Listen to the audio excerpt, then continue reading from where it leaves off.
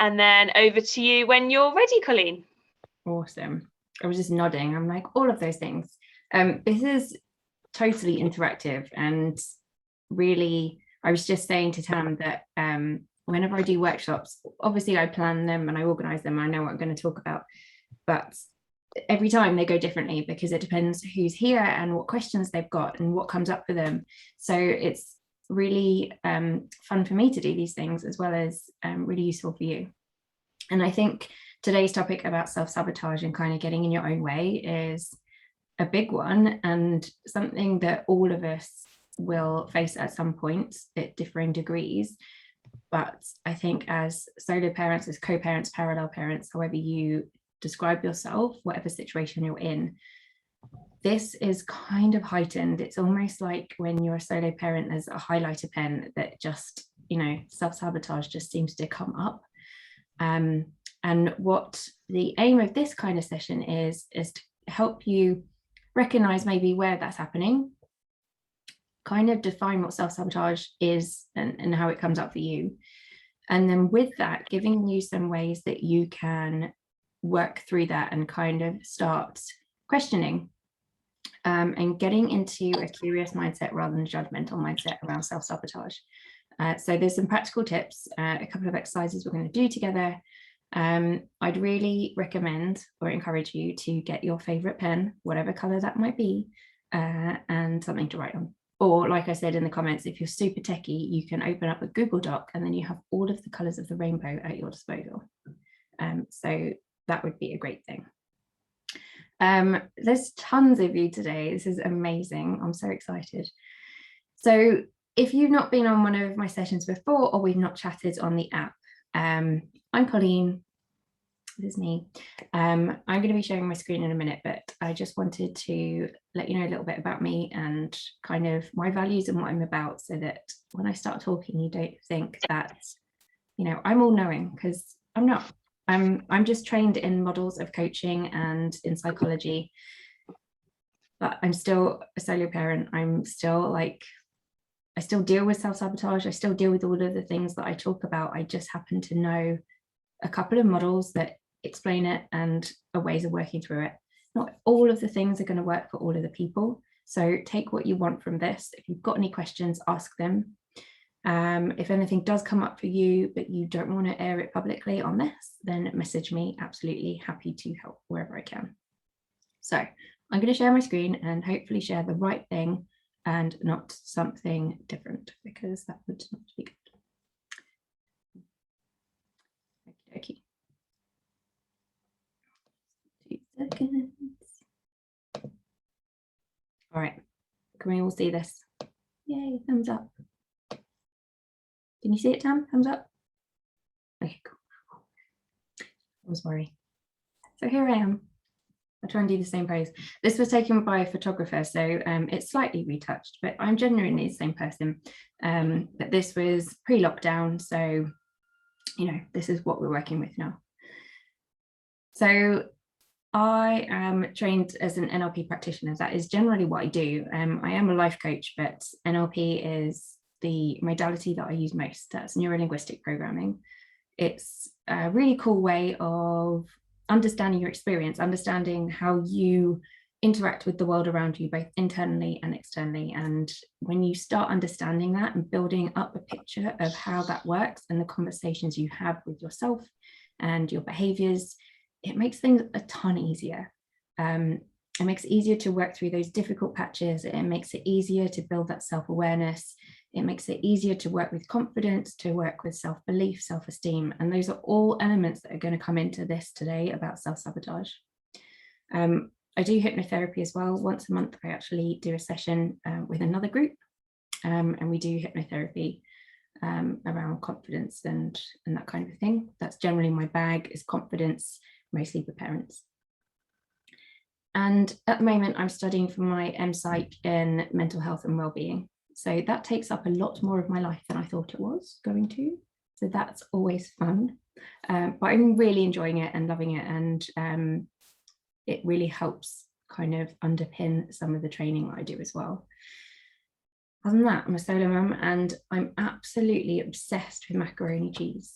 Like, we have something in our house called Macaroni Monday, and every single Monday we have macaroni cheese. And for some reason, I cannot make small portions. I make enough for about 6 people. So my freezer is also full of macaroni cheese, and we do a different one every week. This week we had horseradish macaroni cheese. So there you go. So that's me. I'm genuinely quite an open person, and I really hope today's helpful and useful for you. So NLP, if you've not come across it, I just wanted to help you to kind of understand what I'm getting at when I'm talking about NLP for the rest of the workshop. It's a way of, like I said, understanding your experience and bringing in your kind of conscious awareness. So, the patterns, what you do when you are, when something happens, what are the actions that you follow? What makes you do those actions? How do you interact with people? What are the conversations you have? What kind of language do you use? How are you motivated? All of these kinds of things can be explained through NLP and through psychology, and everyone is different. And the great thing about NLP is that it helps you to understand the individual. And that is so important, because we don't all respond in the same way, and we don't all use the same techniques and tools to help us. They're all different, and that's so important and so vital to remember that you are yourself and your experiences are unique to you. So what one person does in the face of one experience isn't necessarily what you're going to feel and experience and do as well. And that's okay. And that's why self-awareness is such a big topic that we talk about. So today is going to give you some of those tools and help you with that too. So, self-sabotage. You probably all came on this workshop because you saw the title, Defeating Self-Sabotage, and you were like, boom, diggity, I need to be in that workshop, because something in you thought, that's what I do. I do self-sabotage. I recognize that in myself. I want to know how to not do that. And I think it was Hannah that commented on the event on the Frollo app, saying that she was hoping that the workshop would give her the kick up her butt that she needed to stop doing it. And it made me laugh, because yeah, we all need that, but sometimes it's not quite that it's not quite that obvious. It's not just a case of let's motivate you, and self-sabotage is just procrastination. There's so many other ways that it can manifest and show up, and being able to kind of identify and isolate those things is really the first step. So if we have a goal or a ideal in mind, whether it's big or it's small, sometimes we get in our own way, and sometimes we do it knowingly and we explain it away and try and kind of manipulate our goal to scapegoat or explain why we didn't reach it. Sometimes we do it subconsciously, in that it's only in hindsight that we recognize that we've done it. And that's usually the one where we get really annoyed, because we see that pattern happening again, and we're annoyed at ourselves because it happened again. And we don't know how to stop ourselves repeating that and doing it and getting in our own way. And it gets really, really annoying. So it can happen in those two ways. But the reasons why we do it are as unique as a fingerprint. So these are just some of the main ones. It doesn't mean that they're the only ones. So the usual one is low self-esteem or low self-worth. And that doesn't mean that we're always going to be in that side. We might like fluctuate like this between having, here, sometimes it's a little bit above, sometimes it's a little bit below. But genuinely, if we're sitting in that below the line a little bit, we're not quite feeling that we're deserving of the goal that, or the ideal that we have in mind, we can sometimes self-sabotage. And we do that because we want to self-preserve. We are worried because we don't know, we can't predict what the outcome is going to be. And therefore, sometimes it's easier to stay in the place that's comfortable, that's familiar, that we know, than kind of go into unknown territory and take a risk. And sometimes we take a step back and we think, do you know what, maybe this isn't, maybe we should just stay where we are, because we know it, it's comfortable. Even though it's not where we want to be, sometimes we think, oh, you know, maybe I get to that place and it's not what I expected, or maybe I get to that place and I don't feel like I deserve it, and it doesn't work out, or maybe I'll fail, or maybe I'll succeed, and that'll be even worse, because then I won't know what to do, and I'll be overwhelmed, and I'll be out of my depth. And so all of these ways we kind of have this inner dialogue going on, this constant chatter about, you know, what we should do and what we shouldn't do, and will it work out? Is it worth the risk? Can I push myself? Do I deserve it? Am I worth it? And we have this cost versus value discussion going on constantly. And not only that, sometimes people outside of our own headspace start to have an opinion on whether or not we can achieve a goal, or whether our idea of what success looks like, or how we want to live our lives, or what we want to do isn't their idea. And so we have a secondary opinion or a secondary voice come in.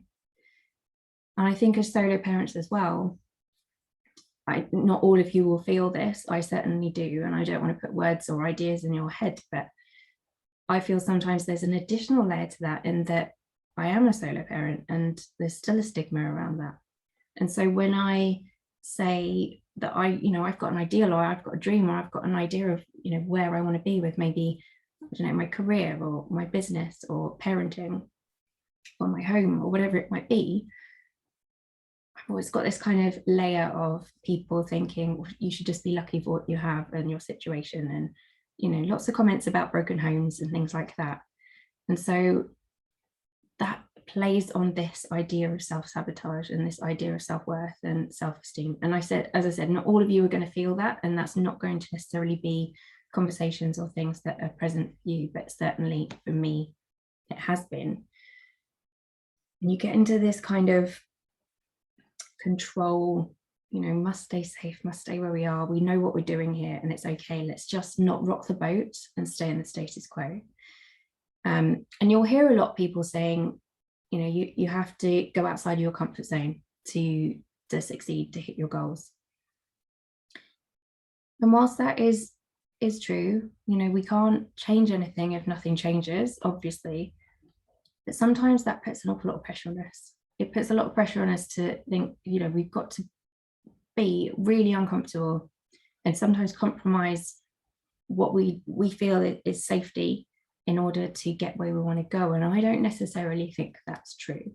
And I want to share with you an analogy that I use in workshops, but I also talk to my clients about. I don't know if anyone else has come up with it or said it, but anyway. If you imagine you're on an island, this is your island, you know everything about it, you know where the good food is, you know where the best trees are, you've got shelter there, it's beautiful, you've got your favorite beach, it's comfortable, you've got everything you need, all your basic needs are taken care of, you're super happy, right? But you know the world's bigger, like, you know it's not just your island, and in the distance you can see another island and it looks absolutely stunning. And there's different food there, or, you know, there's people there, whatever, but it's intriguing, you're curious, you want to get there, but it's so far away, there's so much water between you and that other island. So the analogy of you have to get out of your comfort zone to grow would have you swim that entire distance to the other island, feel really uncomfortable. And what I propose is that you dip a toe in that water between you and the other island. You see how it feels. Do you like it? You feel good. You're like, great, dipped a toe in. You go back to your island. The next day you wade out a little bit further. It's nice. You see some fish. It's kind of okay. You feel comfortable. You go back to your island. Maybe the next day you find a sandbar between you and the island. And you see what I mean? Each time you can go a little bit further and a little bit further. So you're pushing that boundary. You're not throwing yourself off the deep end. And I talked about this in my last workshop as well, that it's all about small steps that are manageable rather than just making big sweeping changes and trying to change everything and moving from one island to the other one. In order to grow, we kind of got to take some of that stuff with us, some of the good stuff, some of the great experiences, some of the things that really work for us, and take those with us to the next phase, to the next bit. And that's kind of how self-sabotage works. We don't do it all the time. We have some tools that are great, And there's nothing wrong with trying to stay safe and preserve ourselves and build on the self-belief and the self-esteem and the confidence that we've already got, but take that with us to the next stage. So this will be all about building on that, not completely wiping the slate clean and starting again. Sorry, my son was moving around. I'm just checking. So we talked about procrastination, and this is what usually comes up when people think about self-sabotage. It's probably the number one thing, which is why it's first. But as the first kind of exercise on the workshop, I want you just to glance over these, and this is not a exhaustive list. This is just things I've literally brain dumped and thought of that I've done in the past, that I've seen clients do in the past, that I think are more common. So have a glance over them and just pick out maybe one, maybe two that you recognize in yourself, or one or two that you wouldn't necessarily think were self-sabotage things. And that's okay, because that's an opinion. This is just my list. Your list might look different. Or if there's something different from what's on there, write that down as well. And just have a think about some times when those things happened. When maybe you didn't celebrate a win, when you were so relieved or ready to jump onto the next thing that you didn't pause long enough to congratulate yourself. Or that you compared yourself to somebody else that maybe had it better than you, or in your opinion had it better than you. Or when it's fear of success, and so you sabotage because you're worried about what that success will look like or how it will change things. Sometimes imposter syndrome comes up. So just have a think and then write them down. And if you want to, you can screenshot this as well. It depends what computer you've got or phone, but on a Windows thing, you press the Windows button and print screen, and then it like saves a screenshot for you. So you can do that, and then you can look back on them if you want to. Just gonna take a glug of water.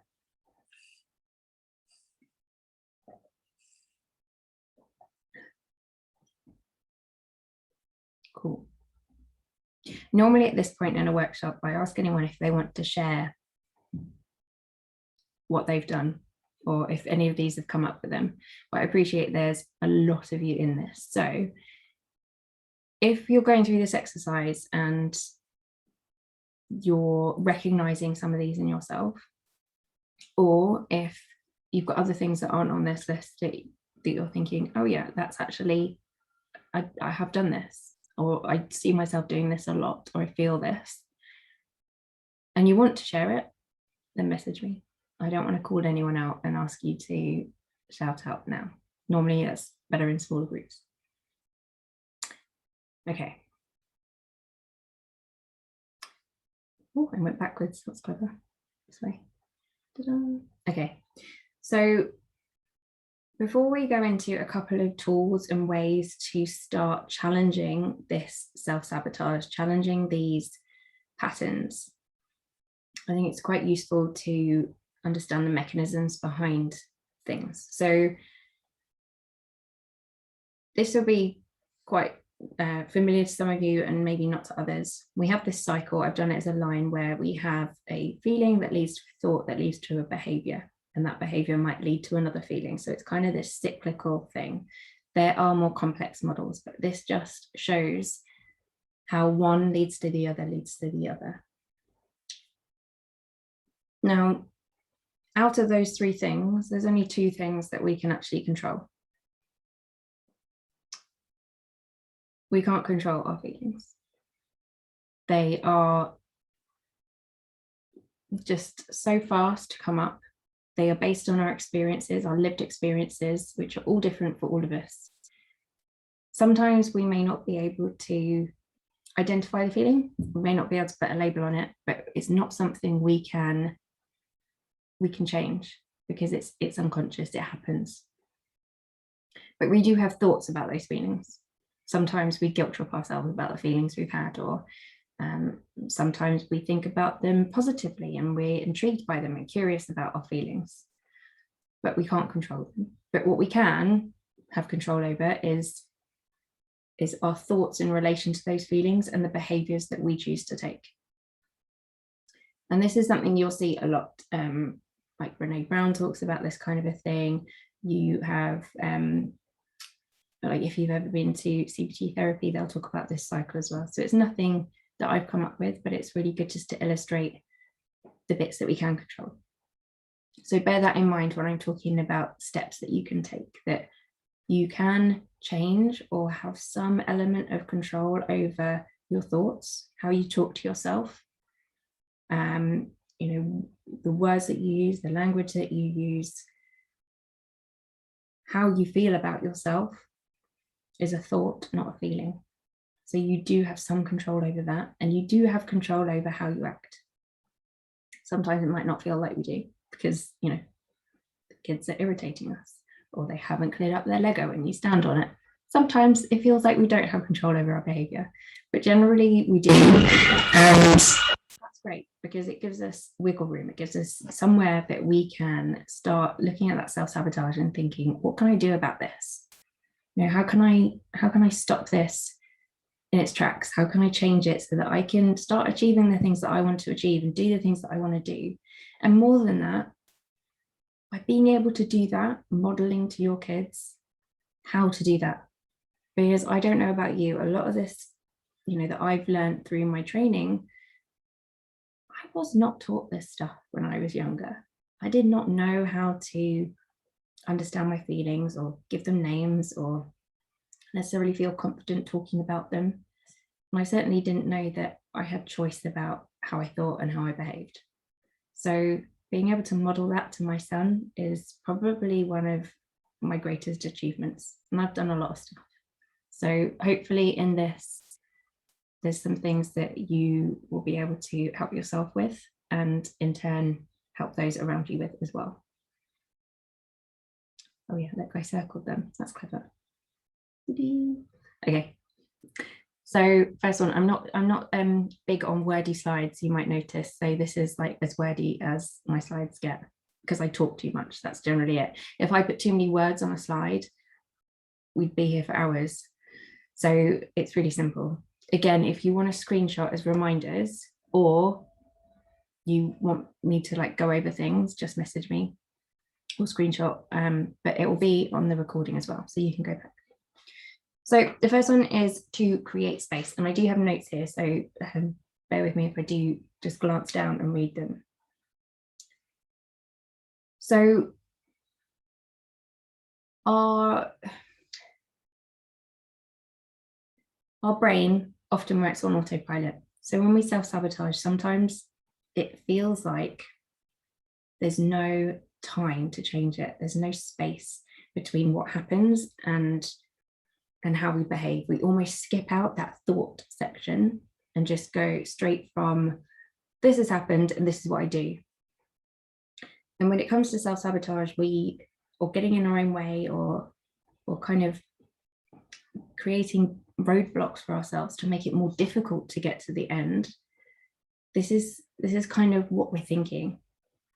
We're not allowing ourselves that expansion and that space to be able to choose, to make different choices. It's almost like there's this necessity to have to get to the end goal in a certain way. And there's no way that we're going to enjoy it. We've got to get head down. This is where we're heading. And because we feel like maybe we don't deserve it, or we're not actually going to achieve that goal anyway, we put things in our way so that we can almost sit there and say, see, I told you so. I told you I was never going to be able to do it. And in that way, we reaffirm this negative opinion of ourselves that we're not going to be able to do it.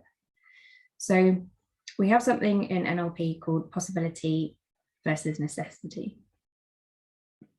And across our lifetime, throughout different experiences, we might be more in necessity or more in possibility, and I'll explain the difference. So when it's necessity, we will use language like I must, or I should, or I have to, and we put these demands on ourselves that things have to be done a certain way in a certain amount of time, and they have to be perfect and they have to be proper. And it's very rigid. There's not a lot of room for ideas or creativity or space. Whereas when we're kind of moved into more of the possibility mindset, more of this growth mindset, more of this expansion, We have creativity, we have room to be able to think creatively about solutions. And this is more language like, I could do this, or maybe I could XYZ, or how about I?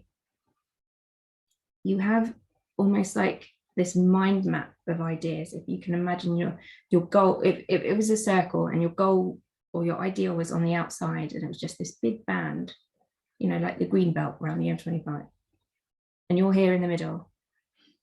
If you were in necessity, you'd be like, I have to take this road, I don't know, the M3 out of London, and then I've got to go into the country, so I've got to take the A303, and then it's country roads, so I've got to do this, and you're very rigid. Whereas if you were in possibility, you'd be like, whoa, you know, I could take this road or could do that one, I could stop there for lunch, or there's a, you know, there's something really beautiful over there. So possibility goes more into this growth mindset than this expansion. So the first thing is to create this space. And in order to do that, it's about awareness.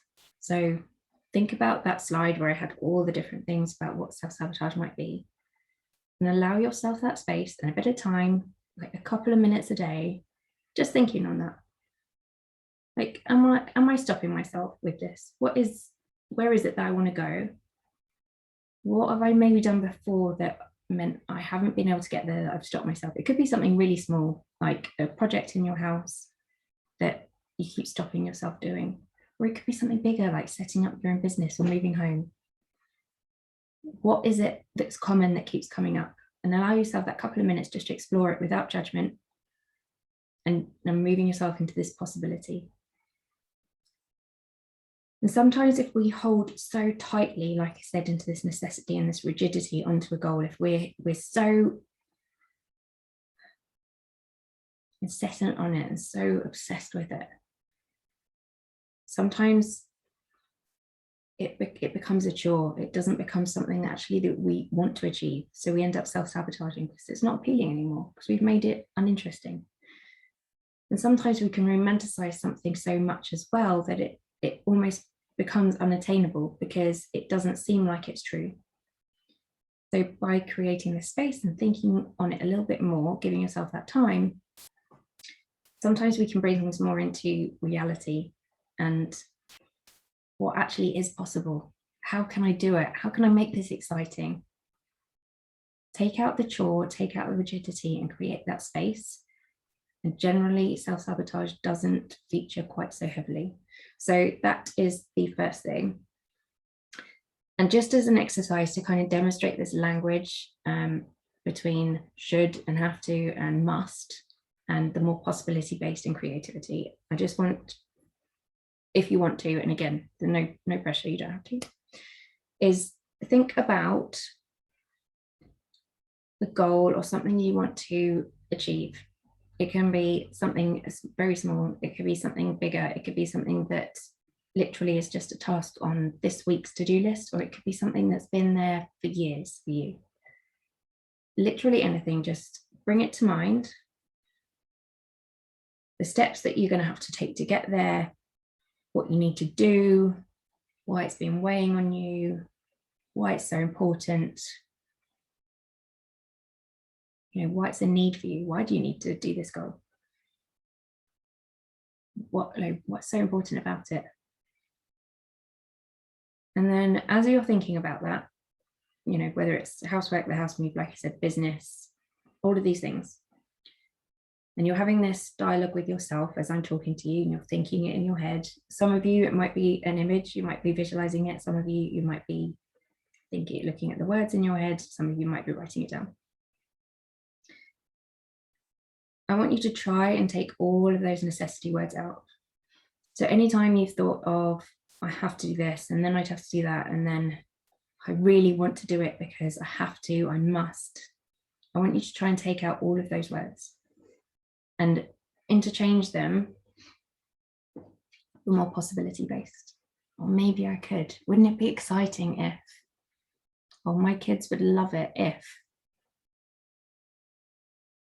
Kind of change the narrative around that goal and see and feel in here, depending on how you're experiencing this, how that changes. Does it feel different when you take out all of those demands on yourself? And if we're able to do that, and we're able to take off that pressure, we generally don't self-sabotage as much. So next time you are thinking about a goal, try and move from necessity to possibility and just feel how that changes for you. Cool.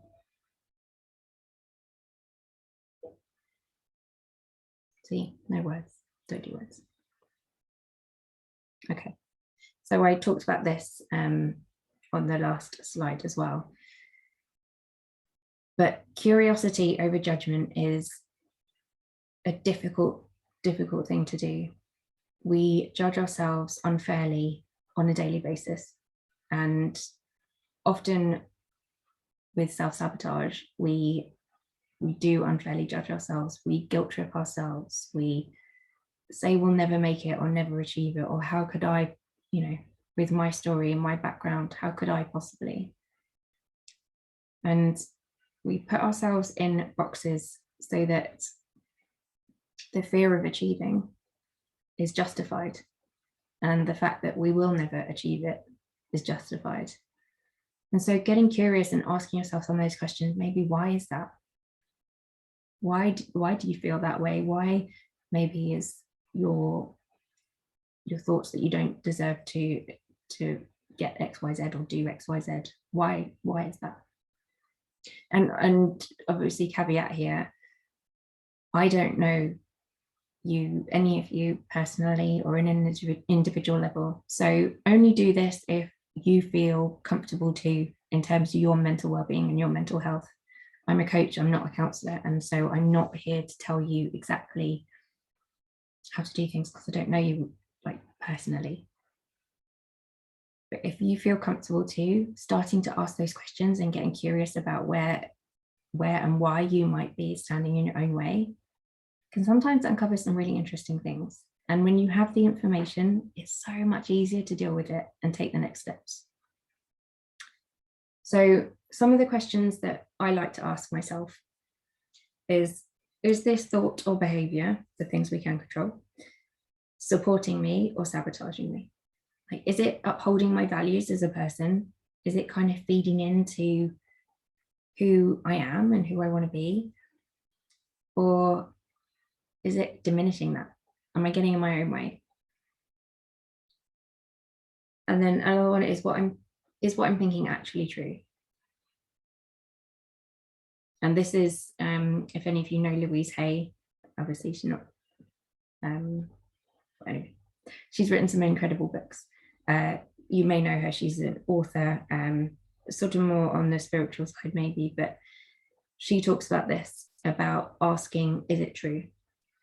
And you'll also see this with automatic negative thoughts. Asking yourself, is that really true? What evidence do I have that that's true? Or could it be that, is there a small possibility, a small window that maybe it's not, and I'm just overgeneralizing? Is the behavior I'm doing, like I said, a reflection of who I am and who I'm choosing to be? If you want these questions, let me know. I can type them out. So starting to build a picture and build that self-awareness gives you the information to be able to then change the thoughts and behaviors. You can't change the feelings, but you can get curious about them.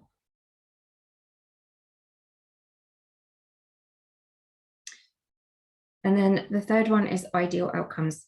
I know I've said goals a lot. I consciously try not to say goals. Although people identify with that word more, it brings up ideas of SMART goals and rigidity, and that's, something has to be, that's it. You're going from A to B, and B is the goal, and A is where you are. And I don't think that's real, and I don't think that's fair, and I don't think that's how the world works. A roadmap is a much better way of looking at it, and an outcome is a much better way of feeling about it, because an outcome is just an opening up. We're getting to somewhere, we're on the road, we've really enjoyed it, we're kind of getting to that place that we decided a little while ago that we wanted to be.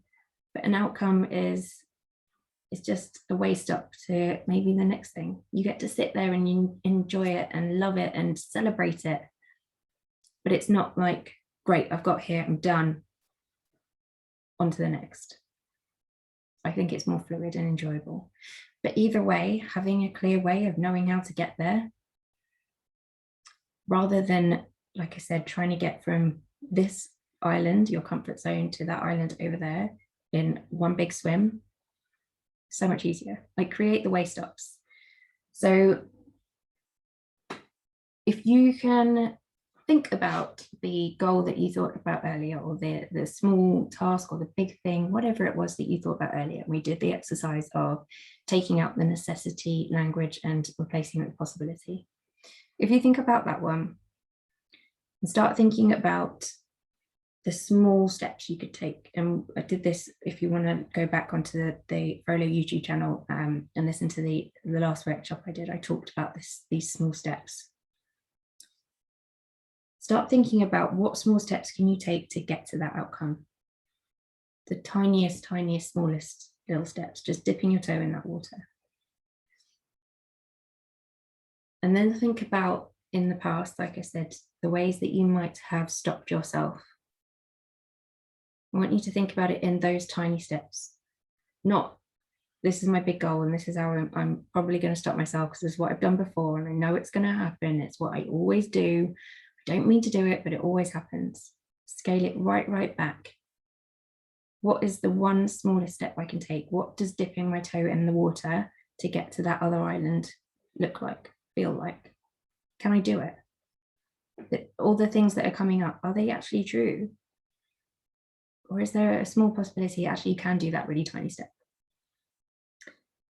Be realistic about what those changes look like, what those steps look like, and which ones you're going to focus on first. Make them enjoyable, make them fun. Remember that possibility language. It's not a chore.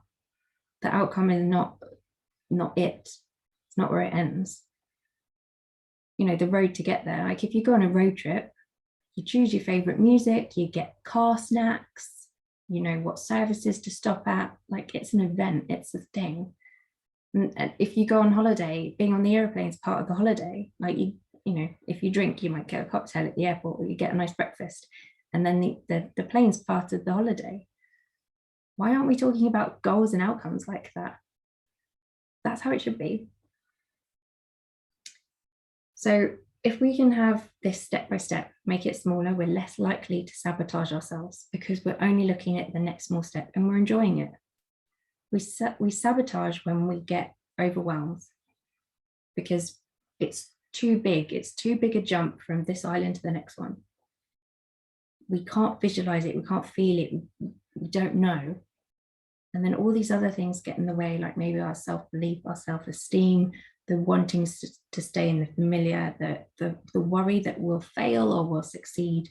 All of these things come up, and then we sabotage by guilt tripping, changing the goalposts, you know, imposter syndrome, being really hard on ourselves, talking ourselves out of it. All of these things, all of these mechanisms, they're just excuses, and that's not in a negative way because we all do it. They're excuses to explain why we haven't got there. But if we can really scale it back, enjoy the journey, get curious about why we're doing something, take all that information and just take each little small step and have a clear way of getting to where we want to go, we are so much less likely to self-sabotage, and it'll be so much more enjoyable. And we'll be creating something that's repeatable and easier to do. And the more practice we have, the easier it will be, and the less we'll self-sabotage. And then we'll also get to show that to our kids. And that, yeah, there's hard stuff. And yeah, sometimes goals are they seem massively unattainable. But if you break it down, you think about it, it is absolutely doable, and you don't stand in your own way because it's exciting and it's fun and you're enjoying it.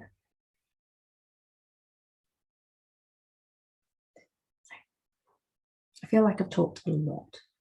I try not to, but I did. So that, I know, was a whistle stop and it was a lot of information. I get that. But listen back, you know, take notes, ask me questions. connect with me, that's Instagram. I should have put that. I am Colleen Emily, 2 L's 2 E's. But I really hope this has just given you food for thought more than anything, that we're all different. What's going to work for one person won't work for another person. But I hope this workshop's just given you a couple of ideas about how you could tweak, slightly change how you approach things so that self-sabotage doesn't always feature. And if it does, you know it's probably going to come up and you know how to manage it. So it's such a big topic, I couldn't possibly cover everything. But like I said, I hope today has just given you a couple of ways of changing the thought process around self-sabotage. So if you have any questions, I am going to hang around. I'm not going anywhere. I don't think I have any more slides. Nope. So I'm going to stop sharing my screen so I can see all of you. And yeah, very, very happy to hang about and answer any questions whilst I drink a 10 ton of water because